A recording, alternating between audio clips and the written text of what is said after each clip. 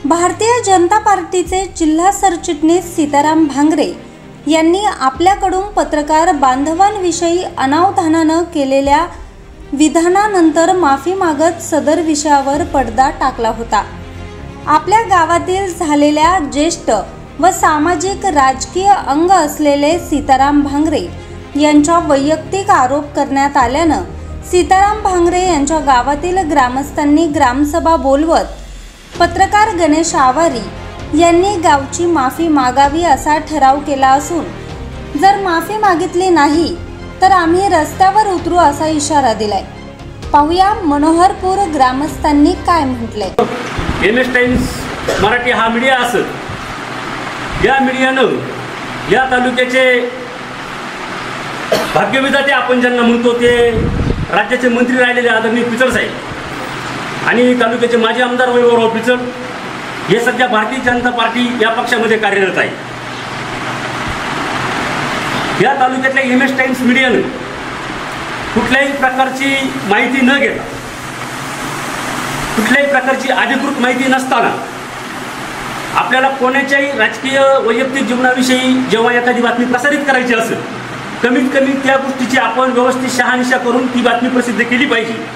हे सर्वसामान्य माणसाला पटणारी गोष्ट आहे। आणि हे न करता या देशामध्ये ज्या लोकसभेच्या निवडणुका पार पडल्या, त्या निवडणुका पार पडत असताना अहमदनगर उत्तर नगर जिल्हा लोकसभा मतदारसंघात सध्या अकोले तालुक्याचे जे आता सध्याचे जे आमदार आहेत किरणजी लांबे, हे त्यांचा पक्ष म्हणजे उपमुख्यमंत्री अजितदादा पवारांच्या नेतृत्वाखाली काम करत असताना त्यांचा पक्ष हा महायुतीमध्ये काम करतो, म्हणजे तो आता भारतीय जनता पक्षाबरोबर काम करणारा पक्ष आहे।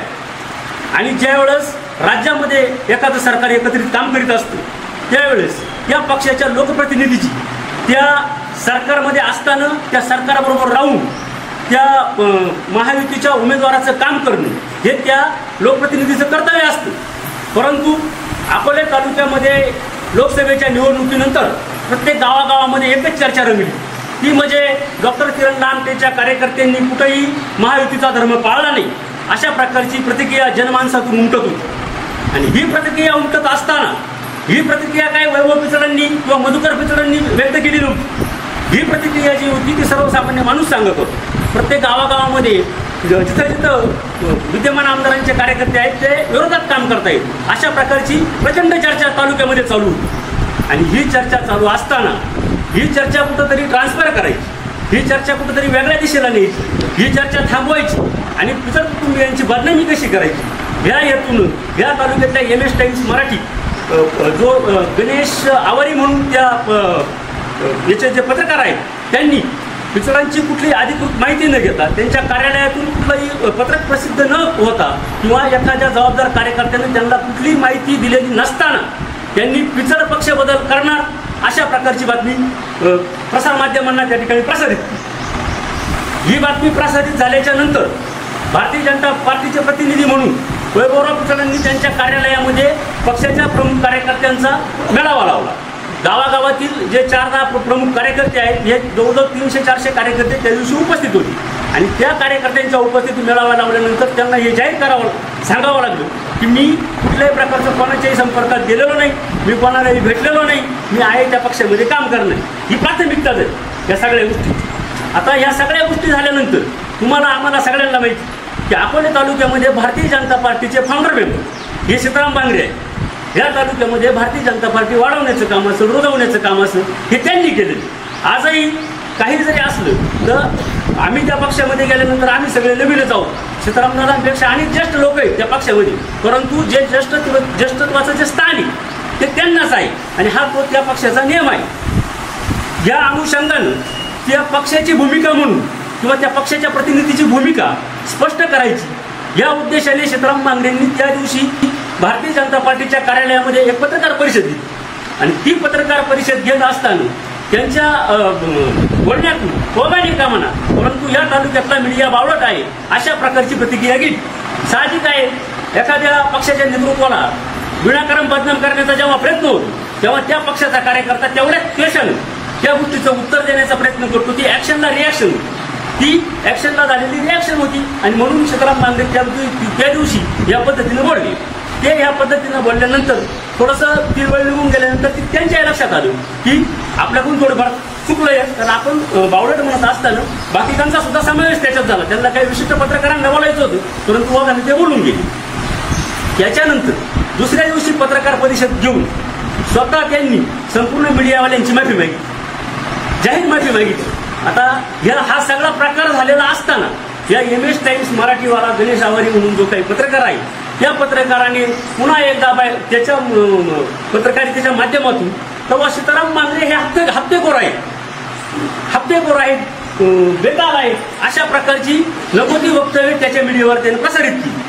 आणि ही वक्तव्य जेव्हा त्यांनी प्रसारित केली तर ते सोशल मीडियाला आल्यानंतर आम्ही बघितलं की त्यानं जेव्हा ते सोशल मीडियाला टाकलं त्याच्या प्रिंटच्या विरोधातच अनेक कमेंट्स आहेत. फार तर फार 1-2 कमेंट्सने त्याला लाईक केलं जे विरोधक असतील की, परंतु संपूर्ण तालुक्याला माहिती, संपूर्ण जिल्ह्याला माहिती की गेली 40-45 वर्ष आपल्या गावचं हे नेतृत्व तालुक्यात आणि जिल्ह्यामध्ये काम करीत असताना आतापर्यंत गावच्या बाबतीत आपल्याला सगळ्यांनाच अनुभव आहे. आज सकाळी जरी समजा एखाद्याशी भांडण झालं, संध्याकाळी त्याचा प्रसंग आला तर त्याच्या प्रसंगामध्ये 100% जाऊन जाणार आहे असा स्वभाव सीताराम दादांचा. ठीक आहे, ते आज बोलतील पण उद्या विसरून जातील. असं एक आपल्या गावचा आधारस्तंभ म्हणून आपण त्यांच्याकडे बघतो. आणि मग उठसूट कुणीतरी उठायचं आणि आपल्या गावच्या नेतृत्वाची बदनामी करायची, हे काही गावच्या दृष्टीने हितावं नाही. हे उद्या त्यांच्या बाबतीत झालं तर अनेक पक्षांमध्ये काम करणारे आपले अनेक कार्यकर्ते हे कोणाच्याही बाबतीत होऊ शकते. आणि म्हणून वारंवार या अशा घटना घडू नये यासाठी या पत्रकारांनी सीताराम भांगरेंना जो हप्तेखोर म्हटलंय, आमची गावसभेच्या वतीनं त्यांना जाहीर आव्हान आहे. सीताराम भांगरेंनी जर पुढे हप्ते घेतले असतील तर ते तुम्ही सिद्ध करून दाखवा. तुम्ही सिद्ध केला तर आमचं संपूर्ण गाव तुमची माफी मागेल. अन्यथा आमच्या गावची माफी तुम्ही मागितली नाही तर आम्ही रस्त्यावर आल्याशिवाय राहणार नाही, तुम्हाला आमच्या गावची माफी मागावं लागेल, असं आव्हान त्या पत्रकाराला मी या ठिकाणी आमच्या सर्व गावसभेच्या वतीनं करतो. मित्रांनो, राजकारण समाजकारण करीत असताना या तालुक्यामध्ये या जिल्ह्यामध्ये अनेक प्रश्न आहेत. शेतकऱ्यांचे प्रश्न असतील, विद्यार्थ्यांचे प्रश्न असतील, कारखान्याचे प्रश्न असतील, दूध संघाचे प्रश्न असतील, असे अनेक सामाजिक प्रश्न तुमच्या आमच्या सर्वसामान्य माणसाच्या जीवनाशी निगडीत आहे. या विषयांचं दुर्लक्ष करायचं आणि कुठंतरी व्यक्तिगत कोणाला तरी बदनाम करून स्वतःची प्रॉपर्टी वाढून घ्यायची, अशा प्रकारचे उद्योग काही पत्रकार लोक या तालुक्यामध्ये करत आहेत.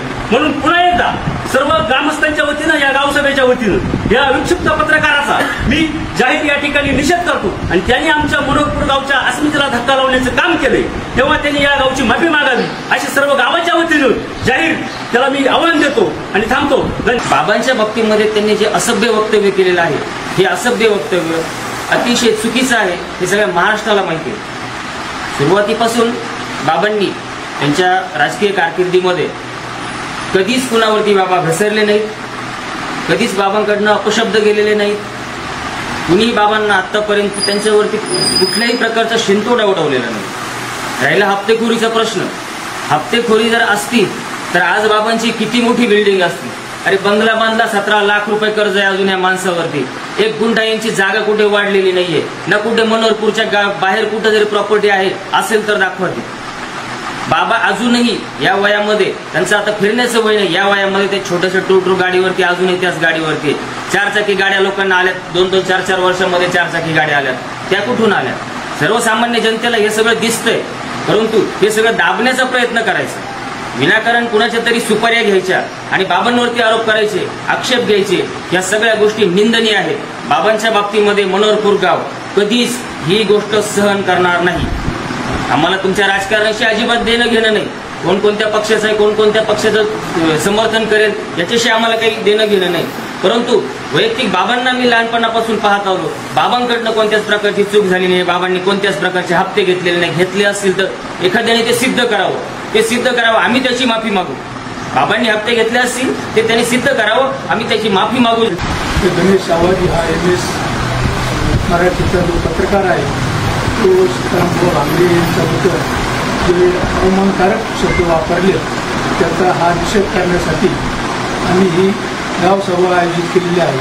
तरी माझी एक विनंती आहे, आता 2-3 महिन्यापूर्वी जे अगस्ती सहकारी साखर कारखान्यामध्ये जे काय प्रकरण उघडकीस आलं होतं त्या 2-3 कर्मचाऱ्यांच्या ज्या रिटायर केलं त्यांची चौकशी करावी, त्यासाठी आपण या सभेने त्या चौकशीची मागणी करीत असून त्यावेळेला हे पत्रकार पुढे गेले आणि याची चौकशी लागेल होती, त्यांनी चौकशी का थांबवली अशी मी आमच्या ह्या गावसभेच्या वतीने मी त्या पत्रकार बंधूंना विनंती करतो आणि ती चौकशी झालीच पाहिजे.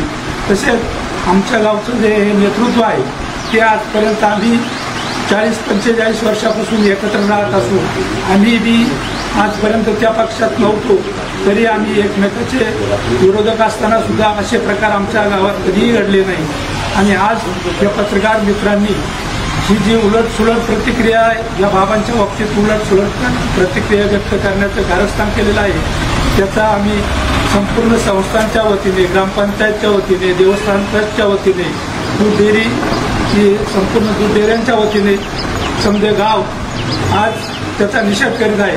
आणि याच्याबद्दल गणेश आवारीने या संपूर्ण गावाची माफी मागावी, नाहीतर आमचं गाव येत्या 1-2 दिवसात रस्ता रोको केल्याशिवाय राहणार नाही ही मी त्यांना नम्रपणाची विनंती करतो. आणि त्यांनी त्या बाबतीत खुलासा करून बाबांची माफी मागावी, गावची माफी मागावी अशी मी आमच्या गावातर्फे सर्वांना एकमुखी मागणी करतो. यावेळी सीताराम भांगरे यांच्या सुविद्य पत्नी यांनी आपली नाराजी व्यक्त केली आहे. सीताराम भांगरेंची पत्नी कोण पत्रकार आहे, त्यांनी माझ्या पतीवर असा आरोप केलाय का हप्ते घेतात. मग दाखवून द्यावा त्यांनी किती हप्ते घेतले, किती प्रॉपर्टी जमा केली. आज 45 वर्ष मी त्यांच्या बरोबर आहे, तेव्हा त्यांनी इथं माझ्या मनोरपूर गावात यावं आणि बघावं. आम्ही शेती करणारी माणसं आहे, माझे लेक सून शेती करत्या, घाम गाळत्या. तुम्हाला लय वाटत असेल माझी प्रॉपर्टी जादा आहे, तुम्ही बघावं. अगस्ती सहकारी साखर कारखान्याच्या 3 कर्मचाऱ्यांची जी चौकशी लावली होती ती का थांबली याचा पण आम्हाला खुलासा करून पाहिजे. सीतारामच्या बाबतीमध्ये तुम्ही जे काही कारवाई केली ना हे एकदम चुकीची आहे, हे माझं म्हणणं आहे. प्रत्येकाला हे माहिती आहे की आतापर्यंत कारखान्याची जी चौकशी लागली होती, 3 जे उच्च पदस्थ अधिकारी होते त्यांची जी चौकशी लागली होती, ही चौकशी अचानक थांबली का? ही चौकशी थांबल्यानंतर तुमची प्रॉपर्टी वाढते कशी, हा एक अभ्यासाचा मुद्दा आहे. आवारी यांच्या अचानक वाढलेली संपत्ती व अगस्ती साखर कारखान्याच्या लावलेल्या चौकशीचं काय झालं अशाही मागण्या मनोहरपूर ग्रामस्थांनी केल्यात. यामुळे पत्रकार गणेश आवारी व मनोहरपूर ग्रामस्थ आता एकमेकांच्या समोर आले आहेत. न्यूज सह्याद्री एक्सप्रेससाठी संपादक भाऊसाहेब साळवे, अकोले.